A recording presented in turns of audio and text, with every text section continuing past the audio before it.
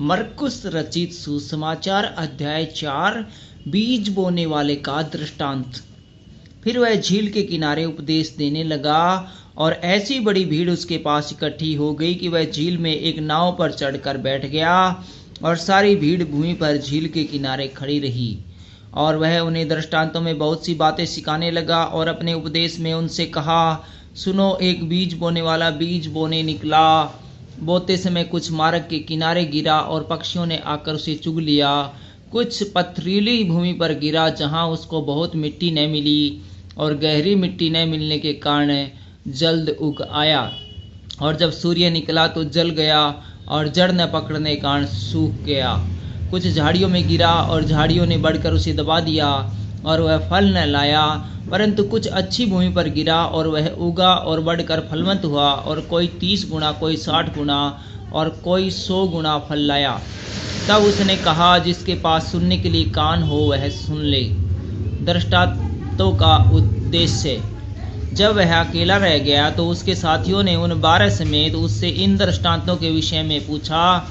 उसने उनसे कहा, तुमको तो परमेश्वर के राज्य के भेद की समझ दी गई है, परंतु बाहर वालों के लिए सब बातें दृष्टांतों में होती है, इसलिए कि वे देखते हुए देखें और उन्हें सुझाई न पड़े, और सुनते हुए सुने भी और न समझे। ऐसा न हो कि वे फिरे और क्षमा किए जाए।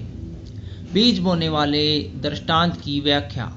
फिर उसने उनसे कहा, क्या तुम यह दृष्टांत नहीं समझते? तो फिर और सब दृष्टांतों को कैसे समझोगे?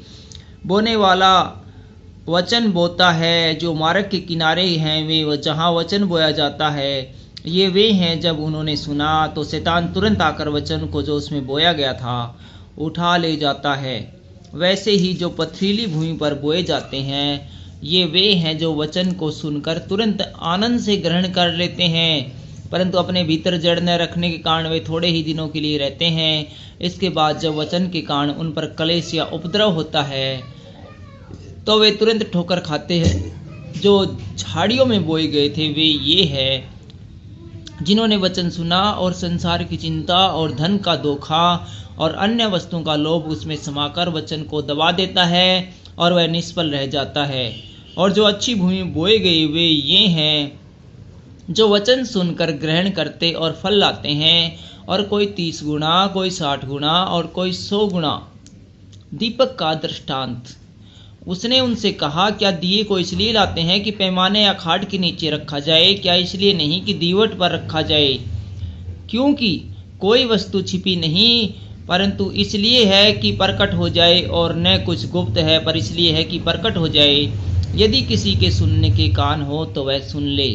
फिर उसने उनसे कहा, चौकस रहो कि क्या सुनते हो। जिस माप से तुम नापते हो उसी माप से तुम्हारे लिए नापा जाएगा और तुमको अधिक दिया जाएगा, क्योंकि जिसके पास है उसको दिया जाएगा, और जिसके पास नहीं है उससे वह भी जो उसके पास है ले लिया जाएगा।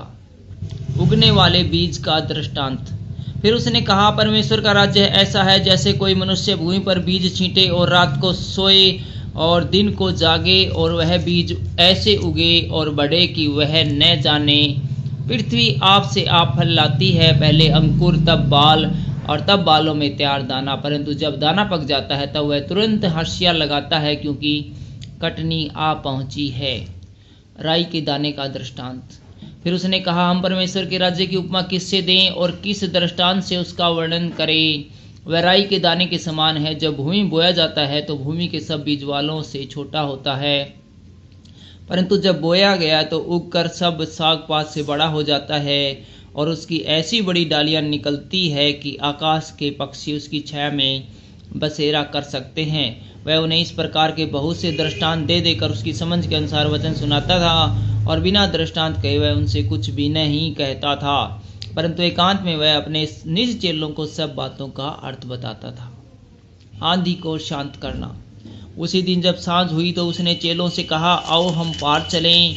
और वे भीड़ को छोड़कर जैसा वह था वैसा ही उसे नाव पर ले चले, और उसके साथ और भी नावें थी। तब बड़ी आंधी आई और लहरें नाव पर यहाँ तक लगी कि वह पानी से भर जाती थी, पर वह आप पिछले भाग में गद्दी पर सो रहा था। तब उन्होंने उसे जगाकर उससे कहा, हे गुरु, क्या तुझे चिंता नहीं कि हम नष्ट हुए जाते हैं। तब उन्होंने उठकर आंधी को डांटा और पानी से कहा, शांत रह, थम जा। और आंधी थम गई और बड़ा चैन हो गया। और उसने कहा, तुम क्यों डरते हो, क्या तुम्हें अब तक विश्वास नहीं। वे बहुत ही डर गए और आपस में बोले, यह कौन है कि आंधी और पानी भी उसकी आज्ञा मानते हैं। दुष्टात्मा ग्रस्त व्यक्ति को चंगा करना। Thank you.